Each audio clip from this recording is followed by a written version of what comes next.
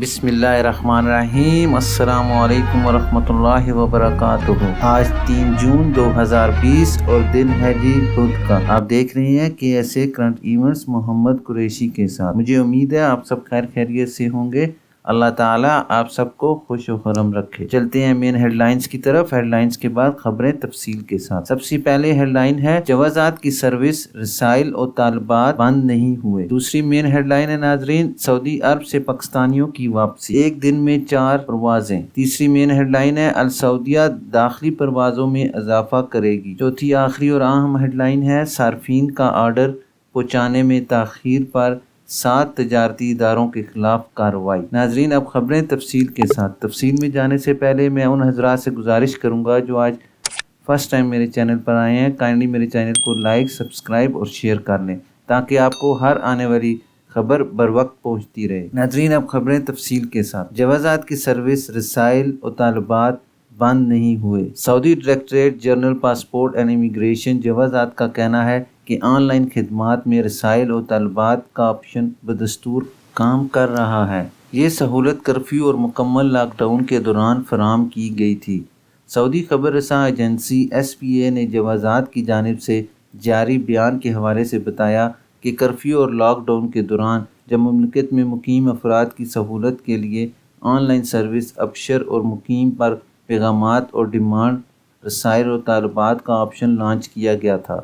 اس کا مقصد ان لوگوں کو سہولت فراہم کرنا تھا جن کی آن لائن اقاموں کی تجدید یا دیگر معاملات کی تکمیل میں کسی قسم کی دشواری کا سامنا ہوتا ہے۔ شہریوں اور لوگوں کو دشواری سے بچانے اور ان کی معلومات بر وقت حل کرنے کے لیے شروع کی جانے والی سروس رسائل کے ذریعے کافی لوگوں کو سہولت ہوئی تھی۔ جوازات کا کہنا ہے کہ آن لائن پیغامات اور ڈیمانڈ کی سروس جاری ہے، اس سے ابھی بھی استفادہ کیا جا سکتا ہے۔ سروس سے استفادے کے لیے جوازات کی جانب سے جو طریقہ کار متعارف کرایا گیا تھا، اس کے تحت کوئی بھی صارف جس کا اکاؤنٹ ابشر یا مقیم پر ہے وہ اپنے اکاؤنٹ پر لاگ ان کرنے کے بعد وہاں خدماتی مائی سروسز کے آپشن پر کلک کرے جہاں مذکورہ سروس رسائل اور طالبات کا آپشن موجود ہے۔ یاد رہے مذکورہ سروس اقاموں کی تجدید اور دیگر مسائل کی انجام دہی کے علاوہ مختلف قسم کے ویزوں، پاسپورٹ کی معلومات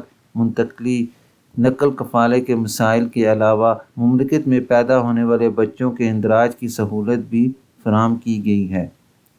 جوازات کا کہنا ہے کہ سابقہ ہنگامی حالات کے حوالے سے شروع کی جانے والی سروس جاری ہے تاکہ لوگ اس سے مستفید ہوتے ہوئے اپنا وقت بچا سکیں۔ واضح رہے سروس کے حصول کے لیے یہ ضروری ہے کہ جس کا مسئلہ ہو وہ اپنے ابشر اکاؤنٹ کے ذریعے ہی جوازات کو مخاطب کر سکتا ہے۔ جوازات میں موجود اہلکار اس آپشن پر آنے والے پیغامات یا کی جانے والی درخواست کا مطالعہ کرنے کے بعد انہیں حل کرتے ہیں۔ جوازات کی جانب سے کہا گیا ہے کہ مذکورہ آپشن پر ایک پیغام ایک ہی بار ارسال کیا جائے۔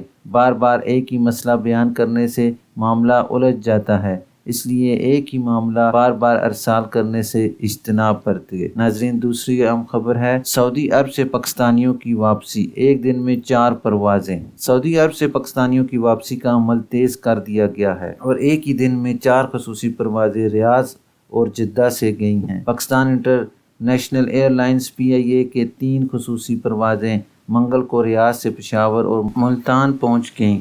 جدہ سے سعودی ایئر لائنز کی ایک خصوصی پرواز اسلام آباد پہنچی ہے، جبکہ ملتان جانے والی 2 پروازوں میں 140 اور پشاور جانے والی خصوصی پرواز کے ذریعے 250 مسافر سعودی عرب سے پاکستان پہنچے ہیں۔ پشاور جانے والی پرواز سے 16 پاکستانیوں کی میتیں بھی بھیجی گئی ہیں۔ سفیر پاکستانی راجہ اعجاز، ڈپٹی ہیڈ آف مشن اور کمیونٹی ویلفیئر اتاشی مسافروں کو الوداع کہنے کے لیے ایئرپورٹ پر موجود تھے۔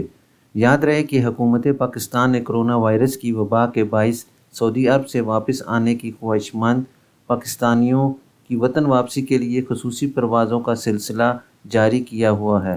اس سلسلے میں یہ جدہ سے 8ویں پرواز ہے۔ اب تک 1700 افراد کو پاکستان پہنچایا جا چکا ہے، جبکہ ریاض سے 8 پروازوں کے ذریعے 1434 پاکستانی واپس جا چکے ہیں۔ دمام سے بھی خصوصی پرواز کے ذریعے پاکستانی واپس چلے گئے ہیں۔ ریاض میں سفارت خانہ پاکستان اور جدہ میں پاکستانی قونصلیٹ PIA کے عملے کے تعاون سے سعودی عرب سے پاکستانیوں کی بحفاظت وطن واپسی کے انتظامات کر رہے ہیں۔ سعودی عرب میں اس وقت ہزاروں پاکستانی وطن واپسی کے خواہش مند ہیں، جن میں سے بیشتر وزٹ یا بزنس ویزے پر آئے تھے۔ دیر اثنا دفتر خارجہ سے جاری بیان میں بتایا گیا کہ PIA کی 3 پروازیں 530 پھنسے ہوئے پاکستانیوں اور 16 میتوں کو لے کر منگل کو ریاض سے پاکستان پہنچی ہے۔ بیان کے مطابق ریاض میں قائم پاکستانی سفارتخانے اور جدہ میں قونصلیٹ جنرل نے 480 عمرہ زائرین اور 195 قیدیوں سمیت 4000 سے زائد پاکستانی شہریوں کی وطن واپسی میں معاونت کی ہے۔ پاکستانی دفتر خارجہ کے بیان کے مطابق سعودی عرب میں پاکستان مشن پاکستانی تارکین وطن کے ساتھ مکمل رابطے میں ہیں اور لاک ڈاؤن کی پابندیوں کے تناظر میں ان کی ممکنہ معاونت کی جا رہی ہے۔ ریاض میں پاکستان کے سفارتخانے کی درخواست پر پاکستانیوں کی واپسی کے لیے سعودی عرب جانے والی خصوصی پروازوں کی تعداد میں اضافہ کیا جا رہا ہے۔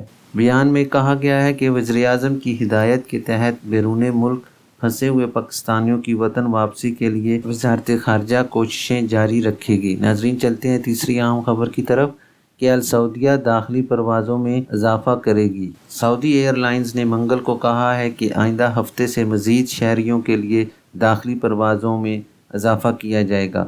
اخبار 24 کے مطابق السعودیہ نے بیان میں بتایا کہ مزید داخلی پروازیں 6 اور 7 جون سے چلائی جائیں گی۔